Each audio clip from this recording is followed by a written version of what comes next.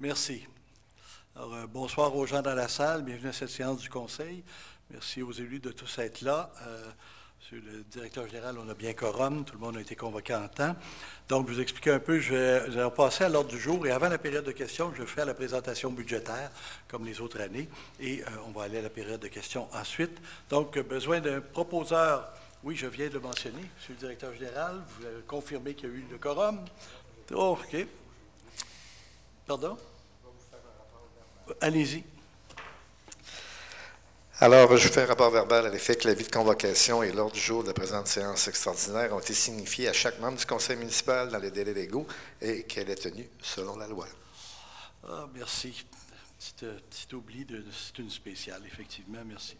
Donc, adoption de l'ordre du jour. Proposeur, s'il vous plaît. Oui, Emmanuel Roy, je propose d'adopter l'ordre du jour tel que déposé. Merci. C'est appuyé par? J'appuie la proposition de Mme Roy, M. le maire. Merci. C'est adopté au point 3.1.1. Présentation et adoption des prévisions budgétaires 2025. Besoin de proposeur, s'il vous plaît. Oui, Emmanuel Roy, j'appuie cette proposition. Merci. Et c'est appuyé par? Oui, j'appuie cette proposition. Merci. C'est adopté. Au point 3.1.2, présentation et adoption du plan triennal d'immobilisation, proposé par? Oui, Emmanuel Roy, je propose L'adoption du plan triennal. L'adoption du plan triennal. L'immobilisation 2025, 26, 27. Merci. Et c'est appuyé par? Oui, j'appuie cette proposition. Merci. Alors, je vais procéder à la lecture du document, dont le thème, c'est « Depuis 75 ans, l'environnement est dans notre nature ». Concitoyens et concitoyennes de Fossambeau-sur-le-Lac, c'est toujours un moment de grande fébrilité de vous présenter le programme budgétaire de la prochaine année. Nous en sommes d'autant plus fiers qu'il est aussi l'aboutissement de nos engagements et marque la dernière année de notre cycle électoral. Nous poursuivrons donc les travaux entrepris à partir des différents chantiers collectifs que nous avons initiés depuis 2021. Que ce soit dans le cadre du PIDC et de son plan stratégique, des comités d'action ciblés, des rencontres citoyennes sur le développement, des études de nos partenaires et des commentaires reçus à nos bureaux ou lors des séances du Conseil, nous avons intégré à nos décisions budgétaires les éléments essentiels nous permettant d'atteindre nos objectifs stratégiques collectifs. La durabilité, la résilience de notre milieu et notre engagement prioritaire à préserver le lac, s'assurer d'un environnement harmonieux, biodiversité et offrir un milieu de vie convivial et communautaire engagé et solidaire ont motivé chacun de nos choix. Malgré l'embellie annoncée en regard des taux d'intérêt, l'augmentation des responsabilités municipales et les limites octroyées dans son cadre financier maintiennent une pression sur l'ensemble des gouvernements locaux et nous n'y échappons pas. Notre priorité demeure celle d'offrir des services de qualité répondant aux attentes de la population au meilleur coût possible, en toute équité et conscient de la capacité de payer de tous nos citoyens et sans repousser nos responsabilités environnementales vers les générations futures. Le programme triennal d'immobilisation s'inscrit également dans la poursuite de nos objectifs par la concrétisation de projets d'infrastructure. Les réseaux souterrains et viaires sont priorisés en vertu de notre plan de gestion des actifs et de nos plans d'intervention, clés d'accès aux différents programmes gouvernementaux. Le vieillissement de certaines infrastructures et l'optimisation nécessaire lors des travaux de réfection seront l'occasion de remettre en question nos choix afin d'assurer la pérennité de celles-ci. D'autres projets sont nécessités par l'obligation de se conformer à certaines règles gouvernementales ou simplement d'assurer le respect et l'intégrité de nos actifs. Tout comme par le passé, les projets identifiés au PTI seront remis en question au regard des programmes gouvernementaux, des opportunités et de l'accès à de nouvelles connaissances. Nous poursuivrons nos démarches avec les gouvernements supérieurs et devrons les intensifier afin d'obtenir notre juste part du soutien, assurant un développement harmonieux et respectueux de notre environnement et notre milieu de vie. Les consultations citoyennes ont également permis de valider l'approche que nous devons avoir en matière de développement et de choisir judicieusement le rythme de progression. Cela nous permettra de maintenir notre caractère de villégiature, notre qualité de vie et les améliorations collectives au service des citoyens en réponse à leurs besoins, toujours dans un contexte de communication et d'une grande transparence. Nous en sommes à la dernière année de notre rôle d'évaluation et malgré la seconde année du nouveau partenariat avec le gouvernement du Québec, nous subissons la pression budgétaire similaire aux autres villes, tout en étant composés majoritairement d'immeubles résidentiels, de villégiatures et de roulottes saisonnières. Il faut souligner ici que le gouvernement du Québec est un important propriétaire foncier de la ville, notamment d'une portion de plus d'1 kilomètre de rive, et pour lequel nous ne percevons que 236 $ de taxes annuellement. Nous espérons pouvoir négocier afin qu'il puisse contribuer de façon significative aux dépenses et aux investissements nécessaires à la préservation de ce joyau qu'est le lac Saint-Joseph. Nous poursuivons également nos échanges et notre partenariat avec les municipalités voisines afin d'adopter les politiques et réglementations nécessaires pour assurer la pérennité de notre plan d'eau collectif. Nous devrions pouvoir annoncer tôt après les fêtes les conclusions de notre travail. Notre budget de fonctionnement augmentera de 5,9 %. La vigueur du marché et certains choix stratégiques nous permettent de maintenir l'augmentation globale de taxes, la somme de toutes les taxes et tarifs, légèrement au-dessus de l'inflation, soit 3,8 % pour la maison moyenne, dont l'évaluation est de 411 488 $. N'eût été de l'impact pour la dernière année du transfert vers la taxation des éléments de tarification identifiés, nous annoncerions une augmentation de 3,5 % sur la moyenne. On peut également mentionner cette hausse sur la base de l'évaluation médiane, 50 % des citoyens se situant sous cette valeur et l'autre au-dessus de celle-ci, de 333 800 $ serait de 3,4 %, incluant les ajustements que nous avons apportés à la répartition du fardeau fiscal pour la dernière année.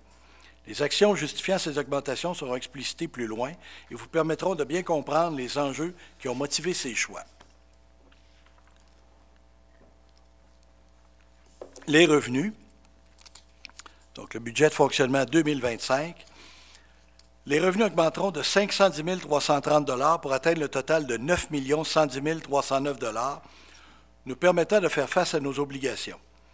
Une appropriation de 200 000 $ permet également de compléter certaines activités non récurrentes ou reportées. Nous complétons la correction de la tarification uniforme imposée pour le service d'urbanisme et de l'environnement, ainsi que pour le développement économique. Nous vous rappelons que cette tarification n'est pas le mode de taxation le plus approprié pour cet exercice, compte tenu que les règles d'urbanisme permettent d'assurer la qualité de vie et d'encadrer les normes de construction sur le territoire, ont un impact direct sur les valeurs foncières. C'est une taxation régressive puisqu'appliquée uniformément. Nous concluons cette correction en réalisant ainsi notre engagement en matière d'équité auprès des propriétaires les plus affectés. 2025 marque donc la dernière année de cet étalement vers la taxation foncière en imputant la dernière portion de 25 %, soit 77 $ de la dépense de service à la taxe foncière générale. Il en est de même pour le service de sécurité publique et de la protection incendie, dont les ententes avec les Sûretés du Québec et la municipalité de Sainte-Catherine-de-la-Jacques-Cartier sont facturées sur la base de la richesse foncière, alors que la Ville l'a répartie selon une tarification uniforme, générant ainsi là une taxation régressive. Cette dernière tarification est d'ailleurs en vigueur depuis le tout début de ces ententes. Là aussi, 2025 marque la fin de ce transfert du 25 %, soit 58,46 $ vers la taxe foncière générale. Seul le service des premiers répondants avec la municipalité de Sainte-Catherine-de-la-Jacques-Cartier, dont l'entente est sur une base per capita, demeurera en tarification unitaire. Il sera identifié séparément sur le compte de taxe 2025. Pour fin de comparaison, nous avons intégré un tableau comparatif des taux de taxation et de la tarification à la page 23 du document, qui sera disponible d'ailleurs à partir de jeudi à l'Hôtel de Ville et sur le site Internet. Vous y constaterez la variation du taux. La première année du transfert du service d'urbanisme en tarification, la variation 2016-2017, le fardeau fiscal de la propriété de valeur médiane avait bondi à ce moment, plus que celle de la propriété moyenne. Nous finalisons la tendance inverse cette année. Il sera alors plus facile d'établir les comparaisons budgétaires à compter de l'an prochain. Les dépenses, la mission de la Ville de Fossambeau-sur-le-Lac est d'offrir des services de proximité et de qualité à coût raisonnable qui répondent aux besoins de ses citoyens par le biais d'actions innovantes, améliorantes et durables, favorisant l'épanouissement de tous, la préservation de notre environnement et celui de notre milieu de vie. La proportion de l'effort consenti à chacune de ces fonctions identifiées dans le graphique suivant, donc vous avez les graphiques en pointe de tarte qui donnent un peu la proportion pour chacune des grands axes, donc l'administration générale, sécurité publique, transport, hygiène du milieu, aménagement, urbanisme, développement, loisirs, culture, dette et affectation et transfert, et les comparables 2024-2025.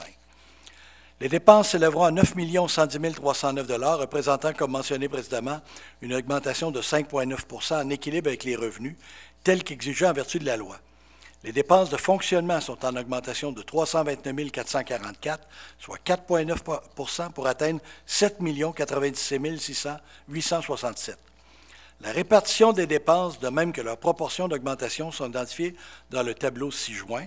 Donc, on peut voir qu'administration générale, et on va revenir point par point, c'est 6,6 % d'augmentation, sécurité publique 8,9, transport routier 3,7, hygiène du milieu 5,1, aménagement et urbanisme 11,4, loisirs et culture moins 1,3 et dette et affectation 9,9. Certaines dépenses par objet ont un impact diffus dans l'ensemble des fonctions. C'est le cas de la masse salariale totale de 2 476 406, représentant 27,2 % du budget municipal, dont l'augmentation globale est de 92 586. Cette augmentation est due en partie à l'expérience acquise par notre personnel et le transfert d'une ressource saisonnière. Il en est de même pour la quote-part de la MRC au montant total de 276 342 et répartis dans les différentes fonctions municipales, tout comme les montants de la couverture d'assurance qui, cette année, excèdent encore l'inflation. Administration générale, qui comprend le conseil, application de la loi, gestion financière, greffe, évaluation foncière, gestion du personnel et autres, ce budget augmente de 91 122 $, soit 6,6 %.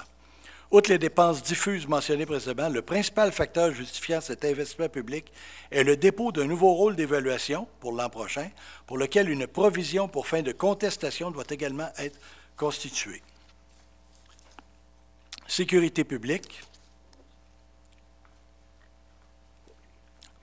L'augmentation des coûts en sécurité publique est de 83 206 $, pour les porter à 1 018 318 $, soit 8,9 % d'augmentation.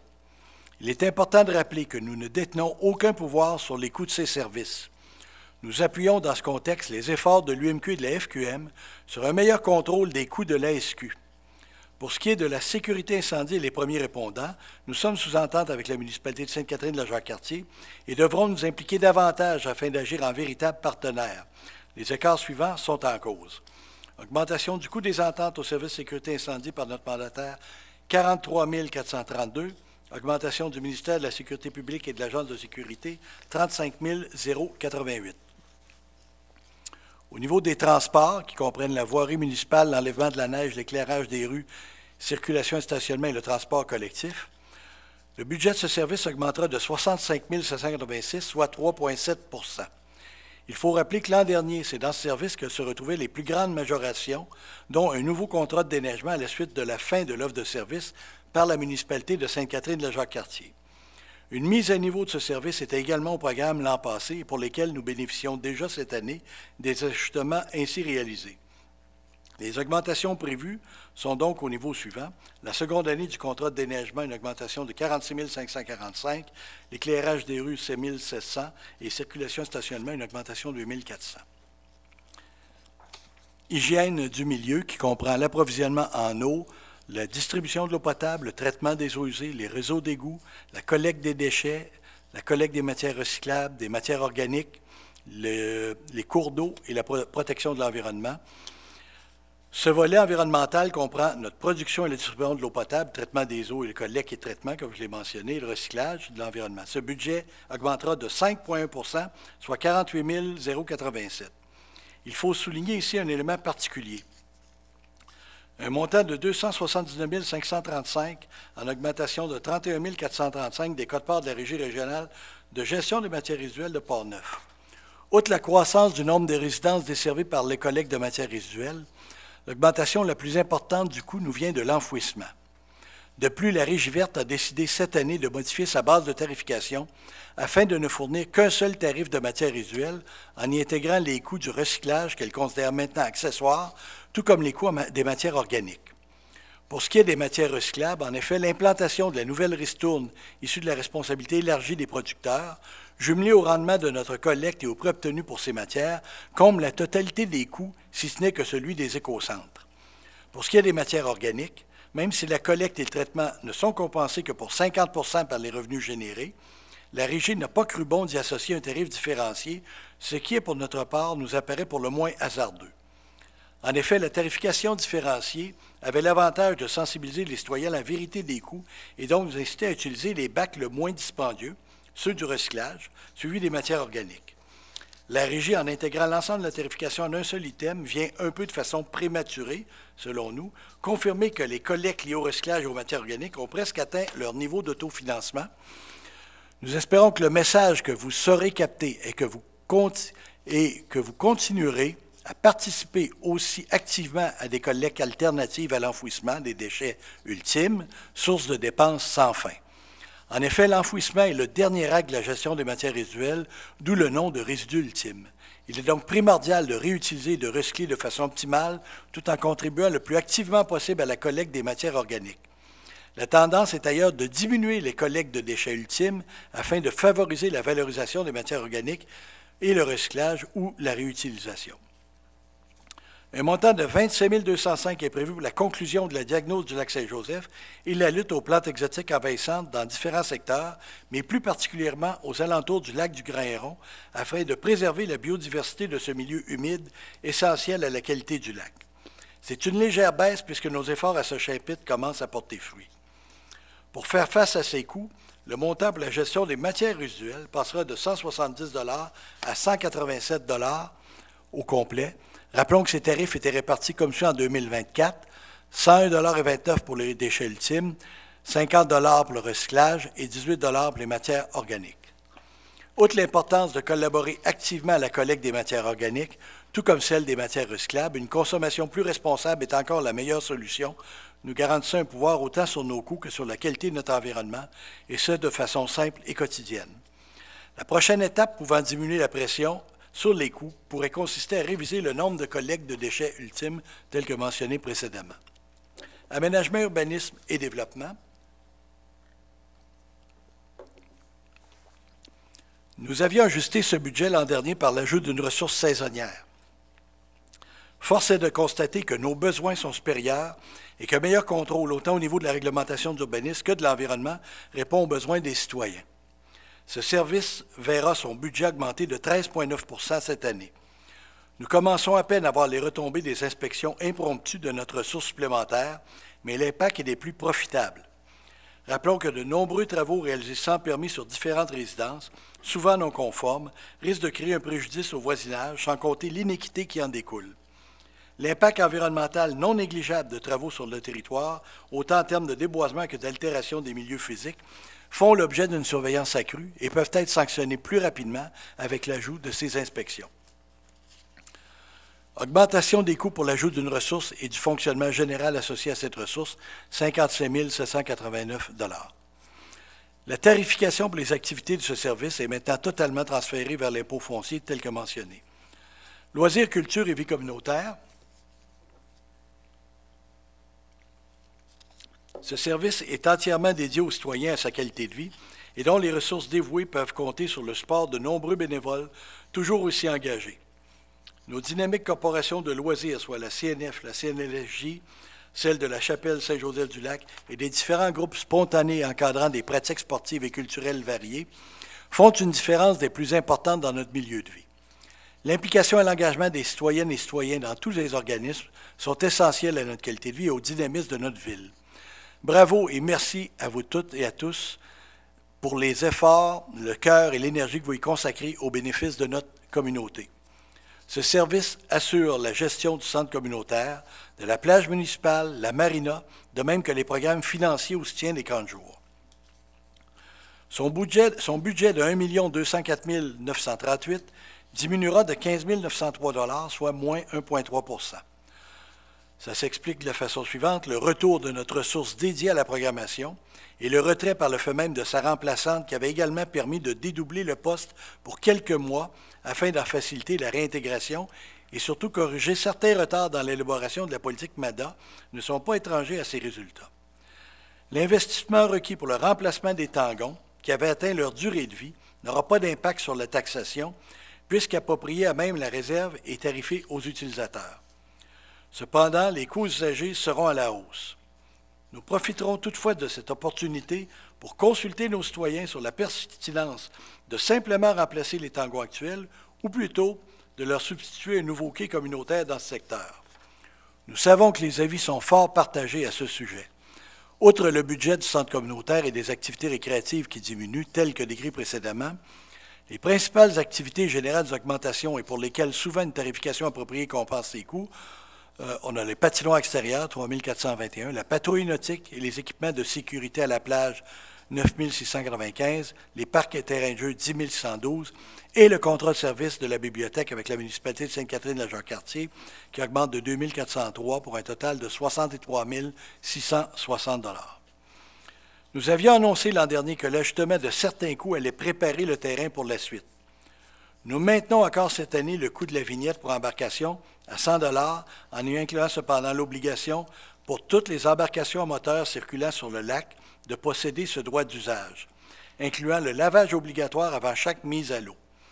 Évidemment, nous comptons sur la collaboration de chacun des propriétaires afin de volontairement faire le choix de s'inscrire et d'obtenir sa vignette tout en poursuivant son engagement envers le Code d'éthique des usagers. Cette démarche se fait également en partenariat avec Ville-du-Lac-Saint-Joseph, cela nous permettant d'inclure au mandat de la patrouille nautique celui du respect de ce nouveau règlement. Vous comprendrez sans doute l'importance que nous accordons au contrôle des embarcations à moteur afin d'assurer le minimum de risque d'implantation des espèces exotiques envahissantes. Nous attendons également le même comportement de tous les autres usagers, que ce soit les utilisateurs de kayaks, planches à pagaie, voiliers et pêcheurs en garde de la protection du lac. Il reste encore beaucoup de travail à faire d'ici l'arrivée de la belle saison, notamment pour s'assurer de bien coordonner toutes nos actions, et ce avec toutes les parties prenantes autour du lac, en tout respect et équité pour l'ensemble des contribuables. Les sommes recueillies de ces licences serviront, entre autres, à acquérir et entretenir la station de lavage, améliorer les contrôles et la patrouille nautique, installer de nouvelles bouées et compléter les études nécessaires à la protection du lac en regard avec la navigation de plaisance. Plus de détails vous seront communiqués ultérieurement.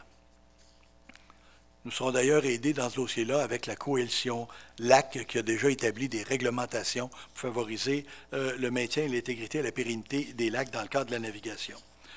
Nous poursuivrons également la démarche d'analyse afin de solutionner la problématique d'accès sécuritaire à la piste multifonctionnelle à partir de l'intersection rue Gingras et route de Fossambeau et la piste dans sa portion près du chemin du sommet. Peu de solutions traditionnelles s'offrent à nous. Nous réactualiserons également l'analyse en garde du projet de bibliothèque tout en attendant patiemment la bonification de programmes gouvernementaux à ce sujet. Activités financières, donc les intérêts, frais de financement sur la dette à long terme, remboursement de la dette à long terme, remboursement des réserves et les transferts. Dans l'ensemble, c'est l'ensemble de nos emprunts et l'utilisation de nos réserves que l'on retrouve sous ce titre. On peut l'assimiler à notre hypothèque collective. On y retrouve les remboursements en capital et les intérêts, ils sont comptabilisés indépendamment. Cette année, ce budget augmentera de 7,8 soit 160 886 avant transfert. Cette somme est due à la construction d'un entrepôt au service de travaux publics et aux travaux de la phase 3 à la chapelle Saint-Joseph-du-Lac. Nous débutons aussi les remboursements d'intérêts en lien avec la conclusion de l'acquisition d'un terrain autour du lac du Grand-Héron et du dépanneur, mais pour lequel, dans ce cas-ci, le revenu prévu par la vente remboursera l'investissement requis. L'utilisation accrue et le remboursement du fonds de roulement complètent ce tableau. La diminution de l'appropriation du surplus à titre de transfert afin de finaliser certaines actions reportées et telles que mentionnées précédemment pour des activités non récurrentes vient moduler le taux des activités financières à 9,9 %. En résumé, les principaux éléments influençant ces chiffres sont l'ajout du remboursement de capital et intérêts pour les travaux de construction de l'entrepôt et la phase 3 de la chapelle et l'utilisation accrue du fonds de roulement et de ses remboursements. Le tableau récapitulatif de l'ensemble des dépenses vous permet de voir d'un seul coup d'œil la totalité des montants mentionnés tout au long de la présentation et leur comparable de l'année antérieure.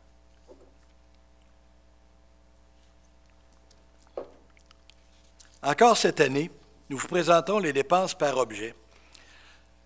Cette répartition permet de mieux comprendre les enjeux de la mécanique budgétaire municipale.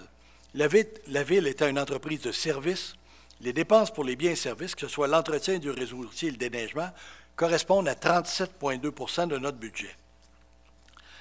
La seconde section en importance est celle de la main-d'œuvre, pour 31,8 %, dont 26 % en rémunération et 5,8 % en charges sociales. nécessaires à la réalisation de la mission de la Ville. La contribution des organismes occupe 22,1 et comprend notamment les montants versés à la MRC, à la municipalité de Sainte-Catherine-de-la-Jacques-Cartier pour les services incendie et premiers répondants, les services de la Sûreté du Québec et les subventions aux organismes. Enfin, les frais de financement représentent 8,9 de nos dépenses. Budget par objet, donc les fameuses pointes de tarte que vous voyez, les proportions qu'on vient d'énumérer, rémunération, charges sociales, biens et services, frais de financement et contributions aux organismes. Ces données viennent encore confirmer que la portion des dépenses compressibles est plutôt limitée et appuyer nos appels incessants à un meilleur financement des gouvernements supérieurs. Tableau synthèse, taxation et compensation. Le tableau des compensations et les tableaux suivants vous permettront de mieux comprendre les différents taux et tarifs adoptés et les impacts fiscaux pour les décisions relatives au mode de taxation. Le premier tableau représente la synthèse des taux de taxation et les tarifications faisant l'objet du présent budget, ainsi que leur comparable pour l'année 2024. Vous pourrez constater la disparition des tarifs en urbanisme, développement économique et sécurité publique qui ont été transférés finalement dans la foncière générale. Ce qui va nous donner pour la maison moyenne, donc je passe rapidement là, les compensations, vous pourrez les vérifier, c'est le comparable avec l'an dernier. La maison moyenne d'une valeur de 411 488, c'est la même valeur cette année, il n'y a pas eu de modification au rôle. Donc, le taux de base, lui, de 0,8939 passe à 0,9532, donc l'augmentation de 6,6 de la foncière générale. La dette d'aqueduc, elle, baisse de 0,4 pour se rendre à 237,71. La dette d'égout augmente de 2,1 La gestion des déchets augmente de 10 Le tarif pour le recyclage et l'organique tombe à zéro, par contre, donc à 187 $. L'aqueduc, le tarif d'aqueduc augmente à 277 $, soit 12,6 Le tarif d'égout augmente à 238, soit 4,9 passe de 227 à 238 Les premiers répondants passent de 88,26 à 86,68, une baisse de 1,8 La sécurité publique coûtait 45,74, c'est rendu à zéro. Et urbanisme et développement coûtait 69,75, c'est descendu à zéro. Donc, pour un total pour la maison moyenne de 5 315,2 comparativement à 5 122,52, une augmentation de 192,50 pour l'année. Nous avons fait également le même exercice avec la valeur médiane, soit celle où l'on retrouve autant de résidences évaluées sous cette valeur qu'au-dessus de celle-ci. On peut remarquer que l'effet tendu du transfert de la tarification vers l'impôt foncier amplement documenté antérieurement, qui se traduit par une augmentation du compte à taxe inférieure à la moyenne dans le cas de la maison médiane, dont la valeur est de 333 800. Donc, on a autant de maisons qui valent moins que de maisons qui valent plus en termes d'unités. Donc, avec les taux comparables, la taxe foncière passe de 2 983 à 3 181,66. La dette de Caduc de 193,60 à 192,83, une baisse de 0,4 La dette d'égout de 291,7 à 297,28, une augmentation de 2,1 Les déchets, une augmentation de 10 à 187 $.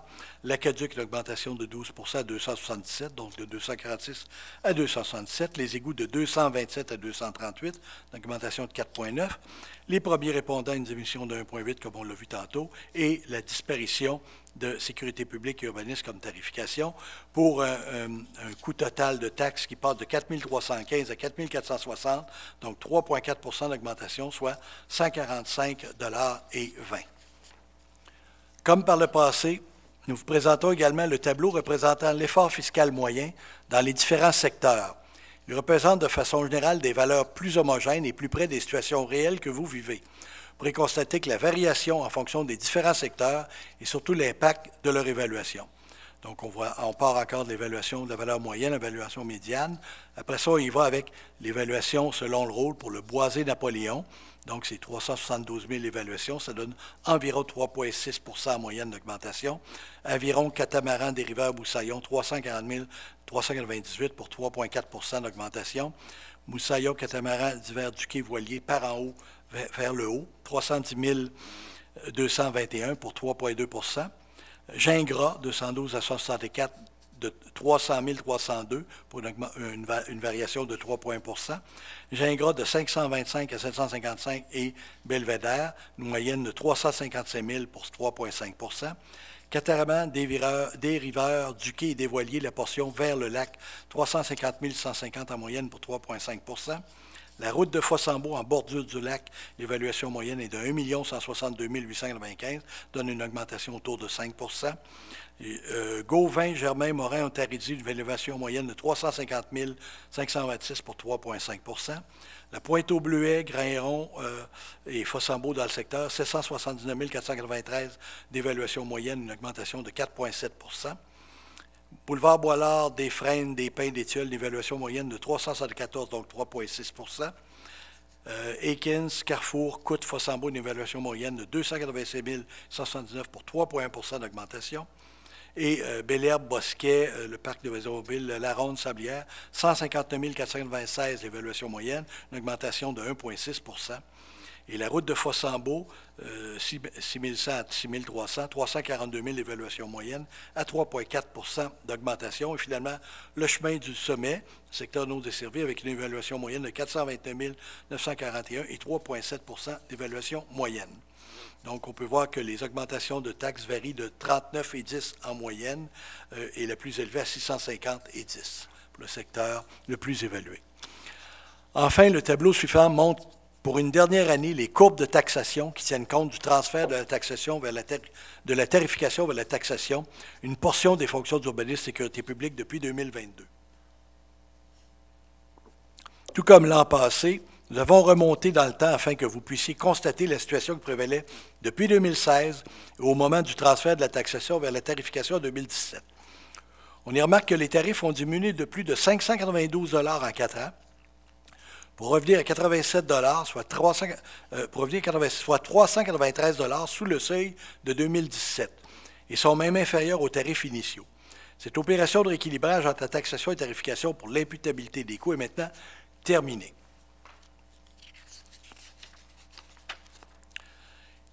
Évolution moyenne du compte de taxes. C'est un graphique qu'on passera un peu plus rapidement. On remarquera ce graphique à la fois l'impact des cycles économiques et de l'inflation, de la COVID, subvention d'atténuation et du dépôt des nouveaux rôles d'évaluation. Donc, on voit qu'il y a toujours une petite hausse et là, on s'en va vers une pente descendante et après ça, on revient vers une autre petite progression. C'est donc les énoncés principaux du budget. On va maintenant aller au plan triennal d'immobilisation. Le plan triennal d'immobilisation poursuit les priorités que nous avions planifiées et prévoyons réaliser en termes d'infrastructures pour les 3 prochaines années. Le PTI est la représentation de nos problématiques à la lecture des informations que nous possédons en ce moment. Certaines opportunités peuvent également s'ajouter en cours de route, tout comme les bris, les imprévus, des modifications législatives. Évidemment, les estimations et les travaux pour les années suivantes sont préliminaires et devront être révisés à la lumière d'une expertise plus ciblée. La projection totale est de 24 628 882 et répartie comme suit. Pour 2025, 6 728 017. Pour 2026, 7 165 560. Et pour 2027, 10 735 305. Nous avions prévu l'an dernier la réfection de la rue Boilard, mais l'absence de programme de subvention nous en a forcé le report. Nous avions également planifié une réfection de la rue du Quai qui a subi le même sort. Nous pourrons toutefois corriger cette année ces deux problématiques. La majeure partie de ces sommes sera allouée à la réfection complète de la rue Boilard, avec l'aide du programme de taxe sur l'essence, puisqu'il s'avère qu'aucun autre programme ne permet de finaliser ce dossier. L'expertise réalisée sur la rue du Quai démontre que malgré une fondation déficiente et une surface de roulement fortement dégradée, les infrastructures souterraines bénéficient d'une durée de vie suffisante pour ne pas avoir à les remplacer. Nous corrigerons donc celles-ci par des interventions sur les fondations pour les portions les plus altérées, tout en procédant à un resurfaçage complet. Nous analysons présentement la possibilité d'effectuer en régie une partie de ces travaux afin de mieux en contrôler les coûts. Nous reportons d'une année cependant l'ingénierie nécessaire à la réalisation des travaux du surpresseur de la rue Gingras. L'absence de programme de subvention et la capacité d'intégration des travaux majeurs par l'équipe en place nous incitent en ce sens. Nous allons réviser les années suivantes du programme avec l'ensemble des données recueillies et les mises à jour de notre gestion des actifs à la lumière des interventions réalisées sur nos réseaux. Nous poursuivons de façon minutieuse le projet de la réfection, le remplacement du collecteur principal, dont les coûts anticipés sont majeurs. Plusieurs problématiques viennent complexifier ce projet, dont les aménagements privés réalisés dans les limites de servitude, les normes en relation avec les distances requises et les dénivelés. La recherche de financement, de programmes et de subventions et de contributions associées à ces potentiels de développement feront partie des paramètres initiaux. Les résultats de la démarche citoyenne et des enjeux identifiés dans notre plan stratégique collectif compléteront notre grille d'analyse et nous menant vers la durabilité et encadrant chacune de nos décisions.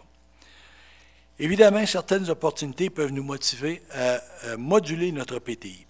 Des subventions ou du soutien particulier que les gouvernements supérieurs pourraient mettre de l'avant afin de profiter de l'effet levier en serait le déclencheur. Comme vous pourrez le constater à la lecture des tableaux suivants, nous terminerons le programme de mise à niveau de la chapelle Saint-Joseph-du-Lac en 2025. Ce lieu de diffusion exceptionnel, à même notre site du patrimoine reconnu, bénéficie déjà des retombées des derniers investissements. Le confort amélioré et la remise à niveau des boiseries permettent déjà d'attirer des artistes dont la notoriété pourrait justifier une salle beaucoup plus grande. La peinture extérieure et l'isolation supplémentaire permettront d'en assurer le maintien pour encore de nombreuses années.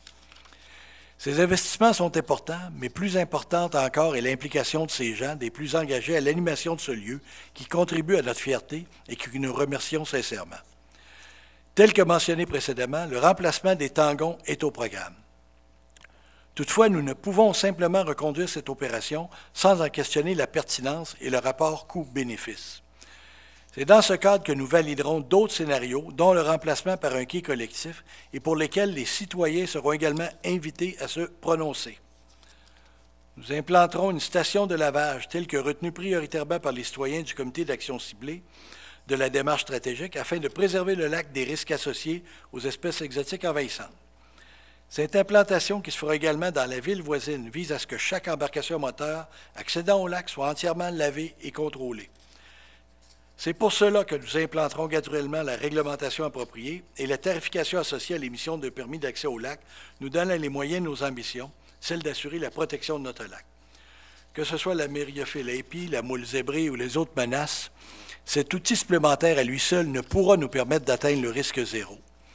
Une vigilance de tous les instants des usagers du lac, qu'ils soient propriétaires d'embarcations motorisées ou non, pêcheurs, pagayistes, kayakistes et autres, afin de s'assurer du nettoyage conforme de tous les matériels en tout temps, équipements et accessoires, avant la mise à l'eau, est essentiel. Un guide est disponible sur le site du ministère de l'Environnement. Nous exigeons de chaque titulaire de permis de mise à l'eau d'embarcation qu'il signe le code de conduite issu de la recommandation de l'APLSJ afin de préserver notre lac de ces dangers. Nous invitons chaque propriétaire d'embarcation à démontrer qu'ils sont également engagés sur la voie de la protection de notre plan d'eau par l'obtention de ce permis. Nous travaillerons également à solutionner certaines problématiques, notamment l'amélioration du réseau pluvial dans le secteur de la rue Morin et de la rue Gingras.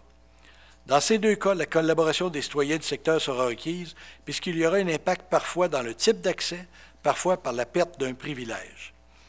Nous prévoyons également actualiser le plan de mise en valeur du parc du Grand Héron, véritable poumon du lac qui pourrait profiter d'un programme de subvention avantageux tout en rendant de grands services environnementaux pour le lac. Nous poursuivrons également le pavage des diverses rues dont la détermination n'est pas complétée, tout comme la mise à niveau de différents équipements municipaux, postes de pompage, ajout d'une génératrice à ces derniers, de même que des valves et des purges. Les travaux et acquisitions seront complétés par l'ajout d'un bloc sanitaire au domaine de la rivière au Pin, l'ajout et le remplacement de véhicules ainsi que l'acquisition de travaux minimaux pour la chapelle Notre-Dame de Liesse.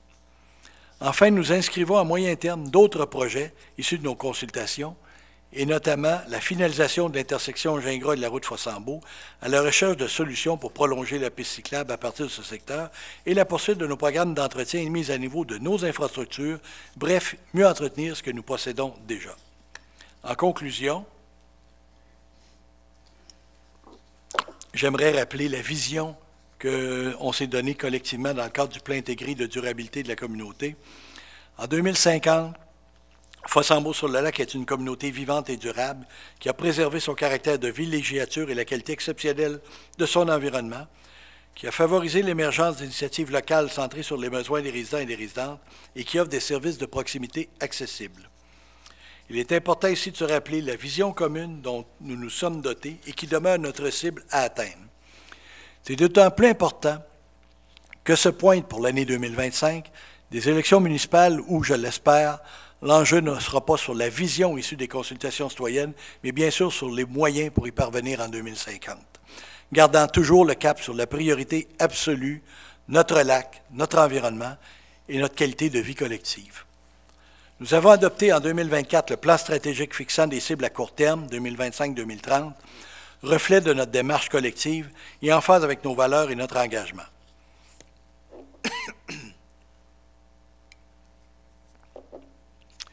Vous pouvez compter sur nous afin de toujours rester en action pour les atteindre, mais sans jamais sauter les étapes de la réflexion, de l'information, de la consultation et de la co-création, meilleure garantie de décision des plus durables. C'est d'ailleurs grâce à vous, les citoyens qui se sont engagés il y a déjà plus de 2 ans dans la démarche nous menant à l'adoption du plan, les citoyens qui ont participé aux soirées d'échange sur les projets de développement, aux citoyens qui nous communiquent leur appréciation et leur crainte que nous tentons d'avancer courageusement vers cette vision, sans certitude autre que celle du respect de nos concitoyens, de nos valeurs et de nos engagements. Ce sont également les centaines de bénévoles autour de nos organismes, de nos activités qui génèrent cette si belle convivialité de notre milieu et que nous tenons à remercier plus particulièrement comme des contributeurs essentiels au maintien de l'esprit même de notre ville, là où la vie est belle. Merci à vous tous de nous inspirer cet avenir. Je pensais avoir sauté une phrase, mais non, ça va. Je n'ai pas dû l'écrire. Vœux des fêtes, vous allez me permettre de profiter de l'occasion de vous offrir mes vœux des fêtes, les vœux du Conseil. Donc, ce dernier budget de l'équipe en place est le fruit du dévouement et de l'implication et la disponibilité de chacun des élus du Conseil. Nos échanges cordiaux, stimulants, empreints de respect, facilitent notre engagement réciproque. Les personnes impliquées dans nos organismes, dans nos consultations, en nous communiquant vos besoins, vos doléances, en vous présentant aux séances du Conseil ou en transmettant vos requêtes via notre site Web ou en personne, méritent notre reconnaissance. Merci à vous tous d'être partie prenante de la solution. Je m'en voudrais de ne pas souligner au nom du Conseil le magnifique travail accompli par l'équipe d'employés dévoués de la Ville. En plus de leur engagement envers la meilleure prestation de service possible, ils savent nous communiquer les informations essentielles nous permettant de prendre les décisions les plus appropriées en fonction de nos valeurs et de notre vision. Un merci spécial à l'équipe administrative qui, encore cette année, avec professionnalisme et dévouement, a su soutenir notre travail tout au long de l'année et plus particulièrement ces derniers mois de façon plus intensive afin de vous livrer ce budget. À tous, nous profitons de l'occasion pour vous souhaiter de joyeuses fêtes entourées du bonheur et de l'amour des vôtres, et que nous vous retrouvions en santé pour la nouvelle année afin de conclure ensemble notre 75e anniversaire et de poursuivre notre route vers Fossambeau 2050, là où la vie est belle. Merci. On serait rendu à la période de questions concernant le budget.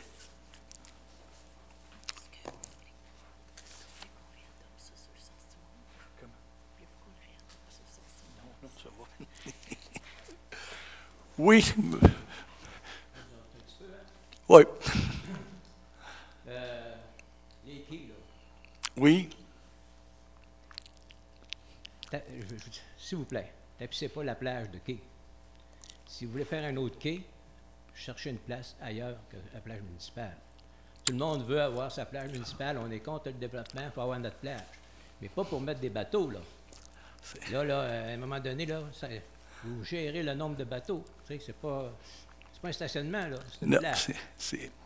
Ce commentaire-là est en plein dans le sens aussi de la réflexion qu'on a. Le commentaire est venu aussi de citoyens qui ont dit, y a-t-il une façon d'enlever les tangons? C'est tellement plate d'avoir des bateaux puis des tangons en face de la plage. Fait que c'est sûr qu'on ne va pas remplacer les tangons par un quai à même endroit. On va être dans le même secteur, possiblement, mais c'est un dossier ambitieux. Alors, on va le traiter puis on va le faire ensemble. On ne va pas le faire tout seul dans notre coin. Parce que moi, quand j'étais là, On a pensé, il y a un document qui a été fait, puis des quais en bas de la rue du Quai. Mais dans ma tête à moi, là, ça n'avait pas de bon sens, puis ça n'aura pas plus non plus demain matin, en passant. C'est noté, M. Landry. Deuxièmement, la rue du Quai. Oui! Bon, jamais 203, on passe à 2 millions, on passe à 1 million, puis on était supposé avoir une pelletée d'asphalte en attendant, on n'en a pas eu, ou si on en a eu, on ne l'a pas vu. Là, ça fera, là. Hein? C'est cette année. Oui. On ne demande pas 1 million, 2 millions, on veut quelque chose de bien, tout simplement. Bien, oui, puis effectivement, on a changé. C'est important qu'on ait la bonne réponse. Là, on sait maintenant que on peut se permettre d'investir sur la couche de surface et de réparer les 3 sites où la fondation est mauvaise parce que la tuyauterie en dessous est bonne. Donc, on sait qu'on a pour 15 à 20 ans, ce qui va être habituellement la durée de vie d'un bon pavage. Alors, on va être correct. Je comprends que la mécanique, c'est que si tu as affaire à réparer des infrastructures, en même temps, ben, tu en profites puis tu refais ta route. Là. Mais si tes infrastructures sont correctes, tu n'as pas le volet subvention là, que vous pourriez espérer. Ça, je comprends ça. Alors, on ne veut pas avoir la plus belle rue de la ville. Là. On va avoir une rue qui est potable, tout simplement. En gravier, la voudriez-vous? Non, OK, ça va. J'essaye. Il n'y a pas de commentaire. Non, n'émettez pas de commentaires, merci. Est-ce que c'est de l'humour, ça? Oui. Demeurez maire, vous n'avez pas aucun avenir comme humoriste. J'irai voir le spectacle de Guy Nantel, ça va me rassurer. La Chapelle? Oui. Bon. On peut se souvenir le rôle que j'ai joué là-dedans. On avait une vision. Mais votre vision, là, elle commence à faire mal pas mal. Tu sais, l'argent, là. À un moment donné, là, il faut arrêter d'investir dans la Chapelle aussi, là. Hein? Il y a d'autres priorités dans la ville, là. Oui, c'est la dernière phase, hein? Puis la Chapelle, là, ça sert combien de jours par année? Hein? Alors, il y a des rues, là, ça sert 365 jours par année, là. À un moment donné, on passe un trip de Chapelle, là, mais à un moment donné, là, je pense que je vous donne la bénédiction pour arrêter. Ça va être effectivement la dernière année. Après ça, on va se contenter d'entretenir minimalement ce qu'on a. OK.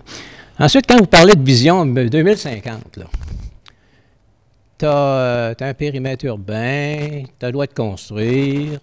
Dans une assemblée, vous avez dit on ne peut pas refuser un permis à un citoyen qui vient demander un permis. Comment vous pouvez gérer l'augmentation de la construction jusqu'à 2050 s'il y a quelqu'un, comme on a un promoteur qui a possibilité de construire plusieurs centaines de maisons à Fossambeau, comment vous pouvez le gérer, l'empêcher de le faire? Mais juste une question. Parce que là, aujourd'hui, si on regarde au fédéral, au provincial, c'est on investit, on bâtit, puis on parle d'autonomie. Là, ce qu'on voit, puis d'après la décision que vous avez prise collectivement, qui, à mon avis, ça a été fait trop vite. Ça aurait pris un référendum avec une consultation bien expliquée, puis on n'aurait pas eu le résultat que vous avez élaboré, ou pensé, ou diagnostiqué. Bon, alors je reviens à mon promoteur, que logiquement, légalement, il a le droit de construire. Comment vous pouvez faire ça, gérer ça pour avant 2050? OK, je ne sais pas lequel que vous parlez qui a le droit de construire, mais présentement, les seuls terrains qui pourraient se construire sont des terrains qui sont déjà desservis en front de rue publique. S'ils ne sont pas en front de rue publique, ils ne peuvent pas se construire tant qu'ils n'ont pas signé une entente avec les promoteurs, en fonction du règlement avec les promoteurs que la municipalité a. Et c'est là qu'on est capable d'intervenir pour dire, voici ta contribution au milieu pour la mise à niveau des travaux, et voici le rythme d'écoulement de tes constructions. C'est à l'intérieur de ce cadre-là que ça se fait. Oui, mais qu'un promoteur investisse dans la rue, dans les infrastructures, c'est normal, ça, là. C'est normal. Oui. C'est pas nouveau, là. Non, mais c'est ça qui détermine qui peut se construire. Quand vous dites présentement, là, à l'heure actuelle, il n'y a aucun constructeur qui peut se construire, aucun des promoteurs qu'on a vus dans les séances qui est capable de se construire tel quel de même temps demander des permis. Ça prend absolument une entente sur les promoteurs, qu'on négocie à la fois la contribution, qu'on voit si nos services sont capables d'y prendre, s'ils répondent à tous les autres aspects qu'on peut exiger, et on a le droit de définir le rythme d'écoulement, de livraison des résidences. Non. On a le droit de se fixer la densité, on a le droit de modifier, puis à l'heure actuelle, bien, il n'y en a aucun qui peut faire ce qu'il veut faire sans qu'il y ait une modification de zonage. Fait qu'on a deux clés pour intervenir, le zonage puis le règlement sur les promoteurs. En tout cas, j'ai pas lu le règlement, puis là, c'est vague, là, mais c'est que je veux juste vous rappeler qu'on est une municipalité normale et que ça prend un développement normal. C'est pas mettre une jambette dans... Et je pourrais vous dire qu'au cours des 20 dernières années, il s'est fait ici des choses à Fossambeau-sur-le-Lac où le conseil, les membres du conseil ont abusé de leur pouvoir. Et si j'avais été un de ces promoteurs-là, moi, ça fait longtemps que j'aurais contesté ça en cours. Alors, il faut faire attention aussi à ce qu'on fait, parce que quand on voit des gens qui investissent des millions, ils ne sont pas là pour les regarder. Je comprends que tout le monde, puis je vous l'ai dit l'autre fois, on est pour, on est contre, on ne le sait pas. Il aurait fallu aller au bout. Là. Il aurait fallu dire, regarde, on fait un référendum, les promoteurs expliquent leur affaire, vous expliquez votre affaire, c'est pas juste les gens des écologistes là, à Fossambeau. Il n'y a pas juste des écologistes, il y a du monde normal aussi. Là. Ça fait que, là, à ce moment-là, ça aurait été une décision collective. Et si la décision collective dit, bon, ben là, on ne fait pas de développement, ça va coûter plus cher, on paiera, bon, on paiera. C'est aussi simple que ça. Mais il faut donner une chance au peuple de se prononcer. Le peuple, là, il ne s'est pas prononcé. Moi, j'ai assisté à une assemblée, monsieur. Oui. OK? J'ai pas vu du monde, j'ai vu du monde fanatique, il y en avait, mais généralement, j'étais assis avec des gens qui étaient terre à terre, qui n'étaient pas contre, Proton-Lac, c'est correct. Les gens qui assistent à ces assemblées-là, généralement, il y a un fort pourcentage qui sont contre. Les autres vont dire, bon, on va attendre qu'est-ce qu'il va décider. On va attendre qu'ils nous consultent. Ils ne les avaient pas consultés. Bien, je vais faire un petit bémol là-dessus. Les résultats, j'ai passé à travers toutes les feuilles, toutes les réponses, tous les commentaires, et ça donne environ 20 de gens qui étaient favorables à, mettons, le projet que vous pouvez sous-entendre. Le sondage qui a été fait par Somme donnait 85 donc 15 de gens favorables. On a 20 dans notre sondage maison. Même si on s'en à 30 qui serait, d'après moi, en haut des chiffres réels, c'est pas ça. L'autre question que ça sous-tend, c'est que les gens n'ont pas dit on ne veut pas de développement du tout. On veut un rythme de développement qui continue à être dans le standard de notre rythme de dévolution, et on ne veut pas un type de projet qui est un peu plus intensif et agressif sur ce site-là. Puis en même temps, bien, il y a d'autres options de développement. On l'a vu, là, il y a 785 terrains disponibles qui appartiennent à des promoteurs qui pourront être développés un jour ou l'autre, mais selon des conditions qui sont à revoir. Alors moi, je ne vois pas, le message qu'on a reçu, c'est pas il ne faut pas faire de développement puis on est prêt à payer. Oui, il y a eu des gens qui l'ont dit dans la salle, là. J'en ai eu 2. Sur 320 personnes consultées, je considère que je suis accessoire. Là. Je ne mettrai pas mes énergies là-dessus, le calcul vaut le travail. Mais ce n'est pas ça la réalité non plus, parce qu'il y a d'autres enjeux que strictement la pression fiscale sur ce qu'on connaît. Il y a tout ce qu'on ne connaît pas. Et ça, c'est encore plus important. Le vieillissement des infrastructures, à partir du moment où tu arrêtes le développement puis tu ne fais plus cette contribution-là des promoteurs, c'est un autre volet. Oui, il faut en tenir compte. Mais le message qu'on a, c'est on veut garder le caractère de villégiature, on veut un rythme de croissance qui va être à peu près la moyenne qu'on a connue dans les 10 dernières années. On ne veut pas de multiplex de 24 unités ou 30 unités comme il y avait dans un certain projet. On ne veut pas ça, on ne veut pas de résidence cossue à 150 mètres ou 200 mètres de la rive sur un mur de front. C'est pas ça qu'on veut. Et la résolution qu'on a adoptée à la dernière séance dit « Le projet tel que déposé n'est pas recevable ». On n'a pas dit « c'est fini ». On a dit « L'autre volet qu'on a entendu, c'est les gens disent « Écoute, le premier choix qu'on a, là, c'est que ça reste d'accès public, puis c'est une question de droit à l'eau. » On a dit « On va le reporter, on va l'envoyer au gouvernement. S'il le veut, parfait. S'il ne le veut pas, on va travailler ses plans B et C. » Les plans B et C doivent être conformes aux attentes que les citoyens ont mis, un rythme d'écoulement régional, un potentiel de développement qui est beaucoup moins agressif que ce qui a été déposé, et pas des constructions en front de lac comme il y avait, et une pression aussi forte, avec un développement qui devrait se faire sur 2 ou 3 ans. Ça aussi, ça va faire partie des enjeux. Mais puis le promoteur, présentement, oui, il a peut-être acheté un terrain très cher, mais moi, c'est pas ça l'enjeu du développement. Le promoteur qui a investi dans ces tuyaux, là, Là, une fois qu'il a investi dans les tuyaux, on est avec. En attendant, s'il veut spéculer, il spécule. C'est son choix. C'est son droit. Puis il a le droit d'être patient. S'il a les poches pleines, il peut être patient, il n'y a pas de problème. Nous, on va suivre ce rythme-là, mais on va suivre la commande qui est prête. De toute façon, demain matin, on ferait une modification d'zonage, parce que je ne ferai pas un référendum sur le projet. Je ferai une modification d'zonage sur l'ensemble des personnes qui seraient habiles à voter. Donc, on prendrait une façon réglementaire que tous les citoyens seraient sujettés à la vote et non pas la région contiguë ou un PPC moi ou d'autres bebelles de contourner le problème. Donc, ça va être ça. Si on y allait de ce côté-là, on aura un vote final là-dessus. Pour le moment, on n'est pas là. On est davantage... Le plan A a été envoyé au gouvernement. On va voir s'il réagit. Si après ça, on travaillera sur le plan B et C, mais le plan B et C va être dicté par les orientations qu'on a reçues des 320 personnes consultées et des nombreux courriels qui sont venus appuyer après. Comme je disais, oui, je suis conscient qu'il y a 15 à 20 des gens qui appuyaient ce projet-là. Il y a beaucoup de personnes qui disaient « Ah, j'aimerais ça vendre ma maison, parce que j'aimerais ça m'installer en condo sur le bord de l'eau. » C'est parfait si dans cette... ça ne sera peut-être pas aussi sur le bord de l'eau qu'il aurait voulu, mais si ça fait partie d'un enjeu éventuellement, il y a quelque chose là. Pour employer une phrase du premier ministre Trudeau, on travaille très fort. Mais nous autres, on a travaillé très fort pour éliminer le Noël du campeur. OK? Il ne faudrait pas que vous soyez obligés de travailler très fort pour éliminer un tel phénomène. Ah oui, je pense qu'on n'est pas là non plus. On n'est pas là. Mais il y a quand même un risque là. Je pense pas. Ce qui est demandé, c'est au gouvernement de l'acheter et faire la CEPAC. Vous me trouverez un site de la CEPAC qui a eu des ennuis de Noël du campeur. Non, je ne vous dis pas de la CEPAC. Je vous dis le promoteur, le propriétaire présentement. Il n'y a rien qui lui empêche, là, comme il l'a déjà dit, de faire des événements spéciaux. Oui, c'est vrai. Sauf qu'il a déjà annoncé ses couleurs qu'il ne voulait plus opérer en camping. Alors, c'est correct. Non. Mais à partir du moment où il change ça, ben là, il assumera. C'est sûr qu'il a le droit. Il a acheté un camping. C'est vrai. Je sais qu'à un moment donné, dans le temps de M. l'ancien propriétaire, là, Lachance, c'est ça. Lui, il réfléchissait à mettre des motorisés. Ça, c'est payant. Ça, c'est payant. Ça, c'est rentable. Là. C'est pas rentable. Là. On va avoir une baisse de taxes avec ça. Tu sais. À un moment donné, là,